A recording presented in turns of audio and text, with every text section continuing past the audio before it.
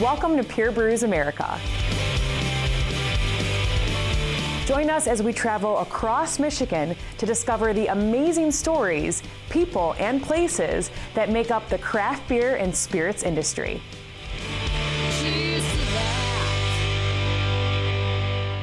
Thank you for joining us on this episode of Pure Brews America.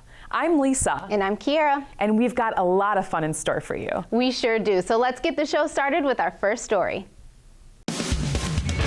Most people don't realize that beer is a agriculture-based product, that it came from a farm, and that we're trying to, most people just think it shows up or stainless vessels created this, but it really started in the ground just a few miles away from our shop here in Byron Center, and we have farms all over the state. Since the Pilot Malt House first opened their doors in 2013, they have already become one of Michigan's largest malt producers, using 30 different local farmers, totaling 800 acres of land. Straight from a local farm, the grain is put through a week-long process of steeping, germination, and kilning that will create an all-Michigan malt. One of the perks of buying local is their ability to switch it up and create custom flavors for their clients. Our thing is that we're a pilot system. We can do unique stuff. We can do a grain that's never been malted before, or a particular temperature that we operate the kiln at has never been done before and stuff. So, that's kind of our thing, is that we're small and tactical and able to pivot pretty quickly and listen to what our customers want. Despite the trend of IPA drinkers and hopheads, beer drinkers cannot forget about the malt. What most people don't realize, malt is the color, it's largely the flavor profiles other than bitterness. And it's also the alcohol content when used in cohort with yeast. So it's the backbone of beer, no matter what the hop guys will tell you. The concept for Pilot Malt House stemmed from brewers looking to have a more personal connection to where their ingredients come from. It's now Eric's mission to bring everyone in the beer process together. If you go and ask any of these breweries, where do they buy their malt from? And they say the company name. I'm like, where is it grown? Blank stare. When was it harvested? Does the farmer have kids? No one knew. It was relationship people as much as we were malt manufacturers, because we try to bring to the same pub table the brewer, the maltster, which is us, and then the farmer. If it wasn't for us and a few others around the state now, that wouldn't be a relationship that existed. The hyper-local appeal of buying Michigan malt is definitely something that breweries are excited about. When you go to buy a craft beer, you could get beer cheaper. You're not very price conscious when it comes. If you're a craft beer drinker, you can drink something cheaper, but you're doing the right thing and choosing taste, and that's kind of the same thing for us. I don't think it's any coincidence either that we have the best water there is, and you throw some water, throw some locally grown hops, some locally sourced malt, and then some yeast, you get some pretty damn good beer. What's better than craft beer and a great meal? A great meal made with craft beer, of course. Check out this amazing recipe. So today we'll be making a marinade using one of our Michigan favorite IPAs, Two Hearted. Two Hearted is one of the top-rated IPAs in the world, made right here in Michigan. And we'll use this as the base for our marinade. Add it right in first. The juice of about a lime, a little bit of minced garlic, about 3 cloves, some dry basil, oregano, salt and pepper, all mixed up, ready to go in. Mix everything together before adding in the oil. When you start adding the oil, you can go kind of slowly. All right, now this comes the fun part. Pouring the marinade into the bag without pouring it all over yourself or the counter. And then we're just gonna throw these in the fridge for at least 4 hours, preferably overnight if you got the time and planning. This marinade would also work well to grill, broil, saute. We're gonna throw it in an oven at right about 350 to 400 degrees. All right, Cam, you got that chicken done? They're coming out of the oven right now, Gary. And that is how you make beer marinated chicken. Stay tuned for more Pure Brews America. We'll be right back.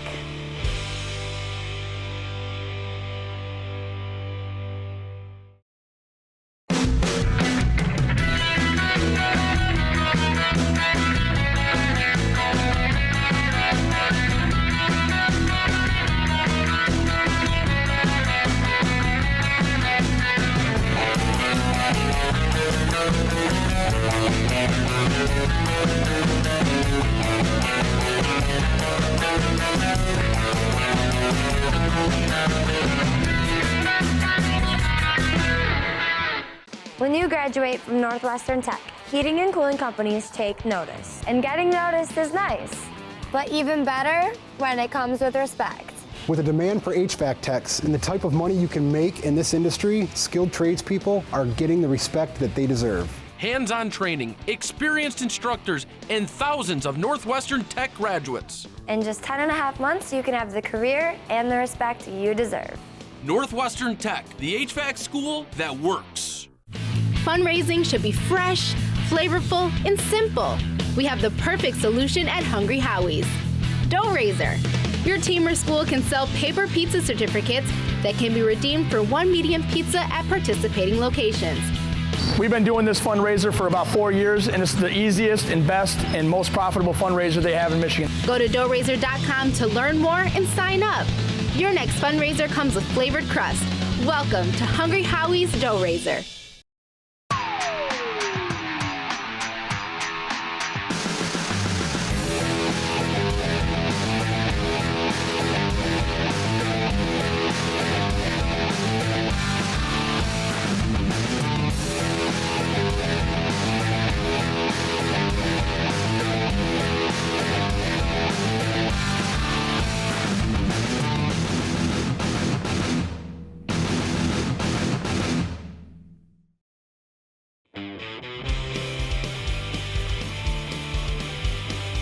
Now it's time to meet the husband and wife team behind Canton Brew Works. It started, we went with your brother and sister to Saugatuck Brewing, to their brew on premises thing. Then we started homebrewing and really enjoying it, joined a homebrew club, entered some competitions, did really well, and there wasn't a brewery here, and there wasn't really a place that we wanted to hang out. Everybody that comes in is so friendly and so appreciative to have something like this in our community. I live here in Canton, and having a brewery in my hometown is fantastic. I love that.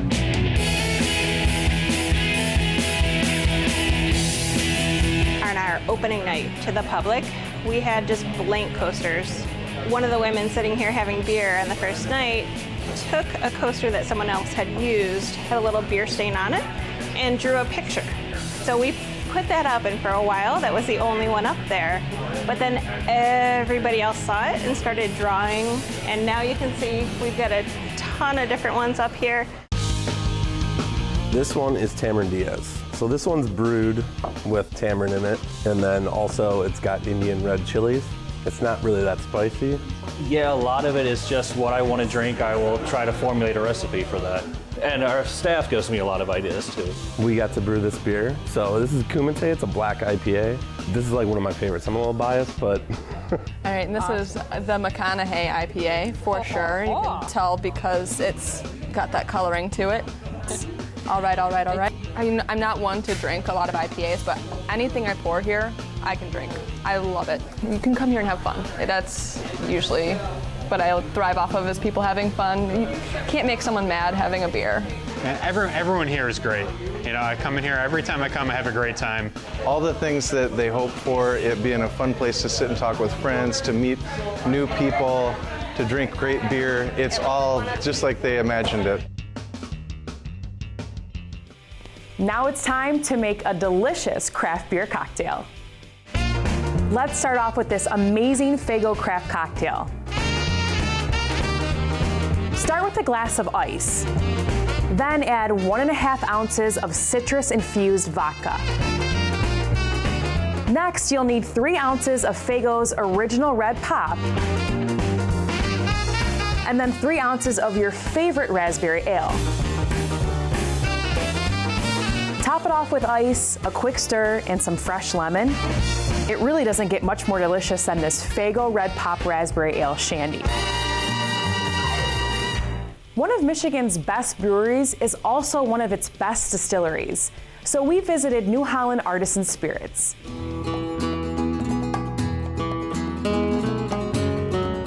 The president and owner, Brett Vanderkamp, had a trip basically down to Puerto Rico where he kind of kindled a passion for spirits through rum down there. Kind of took that back up here to Michigan, took a lot of knowledge and experience what we had on the brewing side and kind of transferred that over to the distilling side.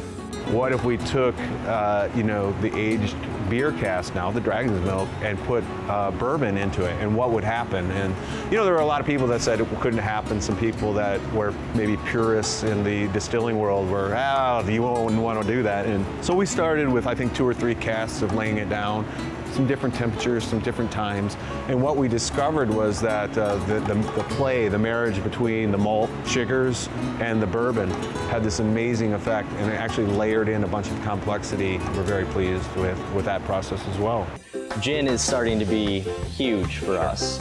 There's a lot of creativity in that category in terms of the flavors that we can produce out of it, and it's kind of an unexplored area for spirits, in our opinion. And we have a nice system going down in the Knickerbocker that will be experimenting further with concepts, something we can push out into our restaurants for retail bottle sales, but also cocktails. The Knickerbocker is a huge building, but make sure you head upstairs to the cocktail lounge to get a chance to see New Holland's spirits in action. All right, we'll be making the Clover Club, their Blue Haven gin that is made with Michigan blueberries. We add 2 ounces of Blue Haven gin, 3/4 ounces fresh squeezed lime juice, and then this is a raspberry syrup we make ourselves. The key to this cocktail, though, after we shake it up with these ingredients, is we'll dry shake it with egg whites, which adds a frothy foam.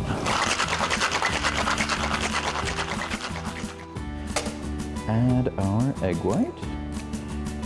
And this is where you gotta shake the crap out of it. I don't know the science behind it, but the properties of the egg white take out some of the harshness of any alcohol you use with it.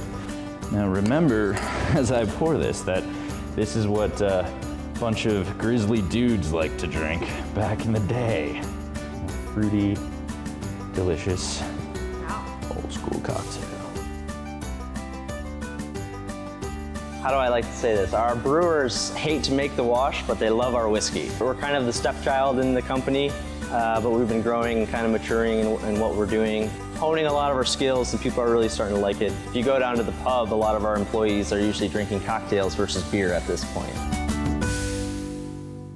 Stay tuned for more Pure Brews America. We'll be right back.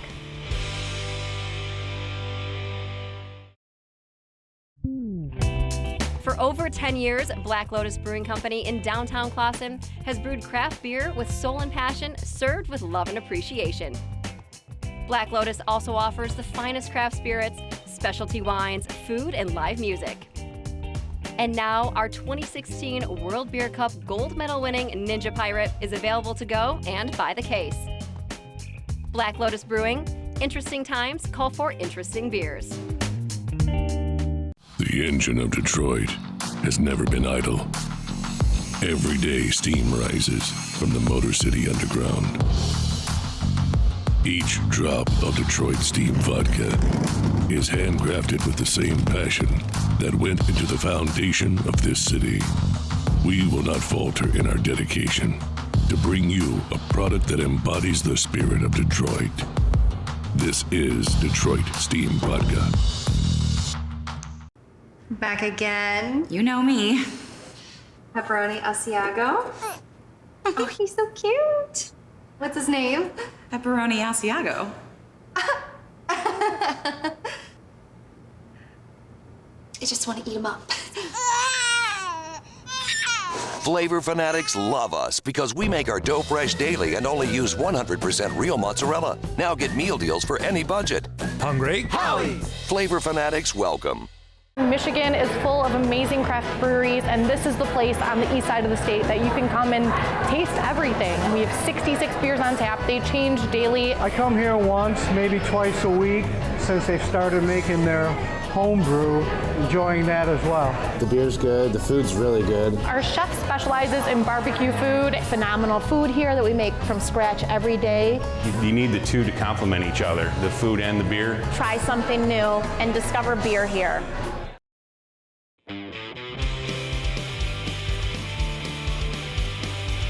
Pure Brews America is back, so let's get to it.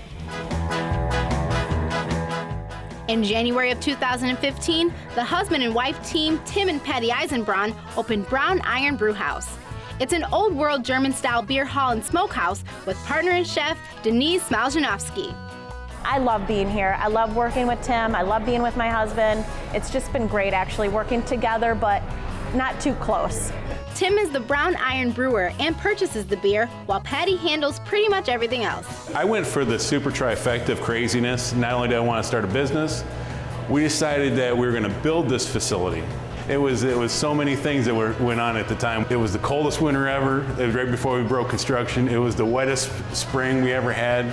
I mean, there were delays on delays. Tim and I thought it's just going to be a mom and pop thing. We hope people come. The first week we had over 6,000 guests. It was overwhelming for us. And the excitement that came from the community was something that wasn't really expected right off the bat. People just grasped onto the whole craft beer scene instantly. We've been coming here since before the pre-opening. We were here for that, and then we were here once a week for a year. We didn't miss a week for a whole year. Brown Iron has returned the love back to the community by hosting countless fundraisers and special events, including beer versus wine dinners and tap showcases for various brewers. The staff is awesome. I mean, we love the people here. Obviously, all of us are all Cicerone certified here at Brown Iron. With that being said, they trust our opinion on everything. We have 66 beers on tap. They change daily, and it's always great to see new faces and old faces. So we want people to come in, especially those people who have never had beer before, or perhaps they like the big branded beers, and we want to give them an opportunity to try something new and discover beer here. Anytime a keg does blow, something new takes its place. So our tap list is always changing. It's always something new. So whether you're here one time a week or one time a month, it'll be different. Michigan is full of amazing craft breweries, and this is the place on the east side of the state that you can come and taste everything. The staff at craftbeer.com agrees because they named Brown Iron Michigan's best craft beer bar for the 3rd year in a row. And soon they may start winning awards for their own craft beer. So Brown Iron just started brewing our own beers. I know it was long awaited, but we are super excited to launch, and we've found that our crowd has been really receptive. I come here once, maybe twice a week, and lately since they've started making their home brew, enjoying that as well. The system size is not large. It's only 3.5 barrels. So we have the ability to just get kooky with it, and that's our goal. Right now, we were only on to batch 5 right now, so we're still rolling through some batches. Even though we like to make something crazy too, we have a Kolsch going here that people just like something easy to drink. They don't want a 8-10% beer at this point. The beer's good, the food's really good. We are a brew pub, and a brew pub is classified as a place that makes beer, but also has a full-service restaurant. To me, I think you need the two to complement each other, the food and the beer. Brown Iron's food. Where do I start? Our chef specializes in barbecue food, and I think our burgers are really on point. Besides the incredible burgers and barbecue, Brown Iron's menu includes over 50 gluten-free items. We control everything that goes into our product. We don't just open up a bag of something and drop it into a fryer or open up a package and cook it. We have phenomenal food here that we make from scratch every day. So whether you're looking for great food, craft beer, or just a friendly hangout, you should pay a visit to the crew at Brown Iron Brewhouse. Great story. Thanks, Kira. Here's another one for you.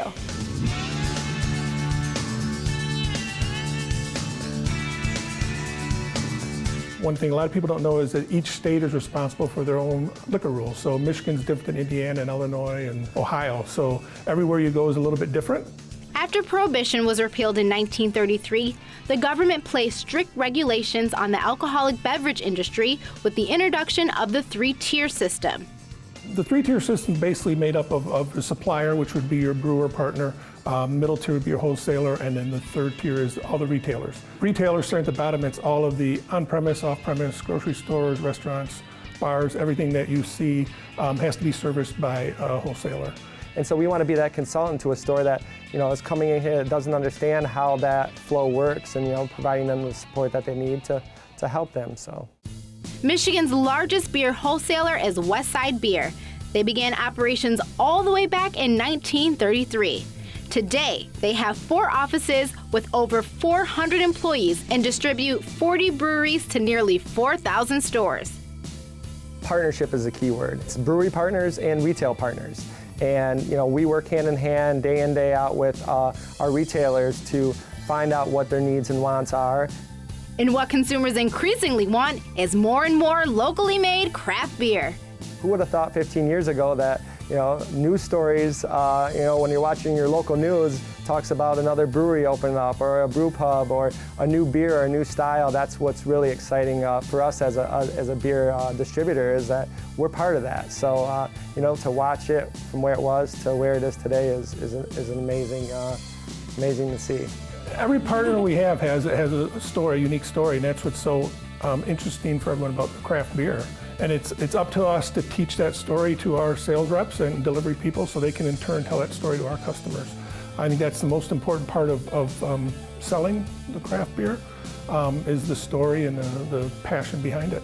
Westside Brew University basically is a curriculum that we have that's a year-long and ongoing and ever-evolving, just like beer, where we have expectations for our sales team to do readings, to go to events, to conduct events, to assist wherever they can assist, to learn the different channels of what makes the beer industry great and ever-evolving.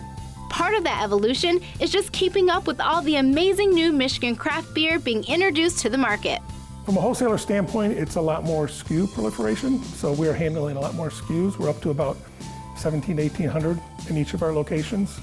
And with all that, I think it's actually fun to have all the different stories and brands. There's no one day the same.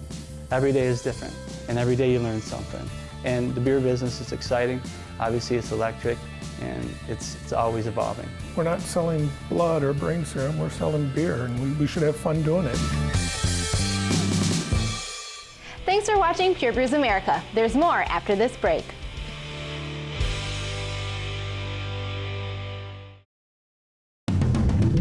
We don't frost brew our beer, and hot chicks won't appear if you drink it. Our beer doesn't come in a bow tie shaped can or need color indicators to tell you it's cold. It won't be delivered by Clydesdale horses, and to tell you the truth, we aren't the most interesting people in the world. Fact of the matter is, we don't tell stories. We just let our beer do the talking. At Yellow Flag Productions, we do more than just create great content for our clients. We bring groundbreaking visual and audio quality to meet all your media needs. TV and video production, social media development, multi-channel marketing, live video streaming, and podcasts. Our reputation speaks for itself with 6 Michigan Emmy Awards. For more information, visit yellowflagproductions.com. Fundraising should be fresh, flavorful, and simple. We have the perfect solution at Hungry Howies. Dough Raiser. Your team or school can sell paper pizza certificates that can be redeemed for 1 medium pizza at participating locations. This fundraiser has been awesome for our squad. We've made a lot of money, very easy to do, it's very quick to do, and it's very effective. Go to doughraiser.com to learn more and sign up. Your next fundraiser comes with flavored crust. Welcome to Hungry Howie's Dough Raiser. Their whole idea is we want to make the most excellent beers we can. They tend to push the boundaries, and they're just always experimenting. Well, you're getting a lot of hand care in every single one of these brews. The beer is really unique and really different and really good. There's really no place like this with this kind of ambiance. They put a lot of attention to detail here, so to me it's like that's the attention to quality and excellence that just shines through in everything they do, from the way it looks to the way it tastes to the way it feels.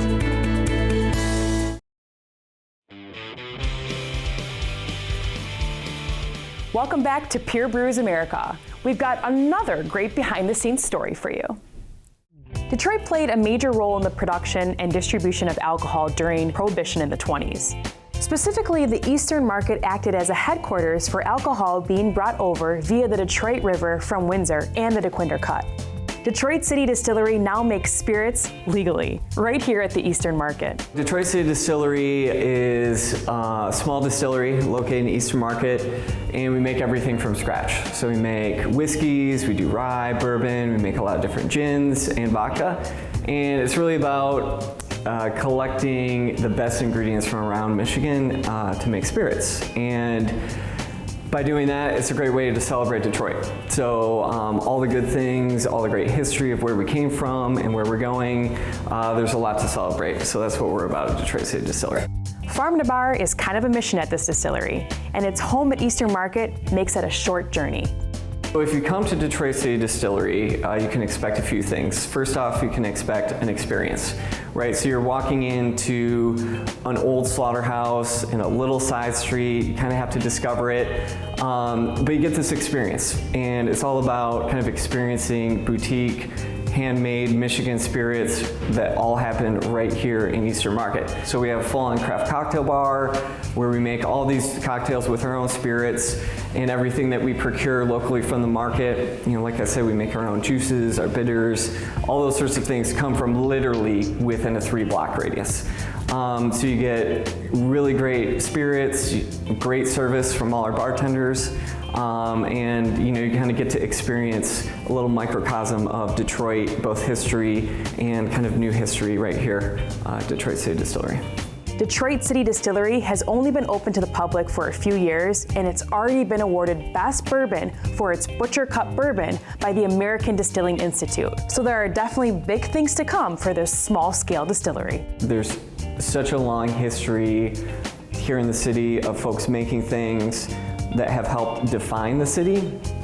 You know, for us, in a very small way, we help to kind of maintain that legacy. And when you're making spirits, you get to have fun doing it. So there's no frills, it's just Detroit in a bottle. What's better than craft beer and a great meal? A great meal made with craft beer, of course. Check out this amazing recipe. We're gonna put our focus on ice cream with beer. Today I used a big Imperial Stout for this ice cream, and I chose it because of its big, bold, roasty flavor. Beer doesn't freeze very well. The water in the beer freezes, but the beer doesn't freeze. So we're gonna remove the water. So you're gonna wanna take the egg yolks and the vanilla and start mixing them and start creaming your sugar with the egg. You should be able to mix that in well, and it should turn into kind of a gooey yellow color. Now that the beer is nice and reduced, we're gonna take about half heavy cream and half and half cream. Your whole goal here is to get this cream hot enough to cook the eggs and create a custard. So from there, we're going to want to take our hot cream and slowly introduce it so we don't make scrambled eggs. Then we're gonna take this and let it cool down to refrigerator temperature. All right, so you probably don't have one of these lying around at home. You can go to Meijer and get one of these. It'll be a much smaller version. It'll probably be hand operated. So we're just gonna let this go and chill down a little bit, and it will turn into ice cream. So this is how you make ice cream with beer. Cheers. Cheers, Gary. Well, that's all the time we have for this episode. We hope you enjoyed the show. You can find out more about us on our website, purebrewsamerica.com, and make sure you follow us on social media. Thanks for watching, guys. We'll see you next time.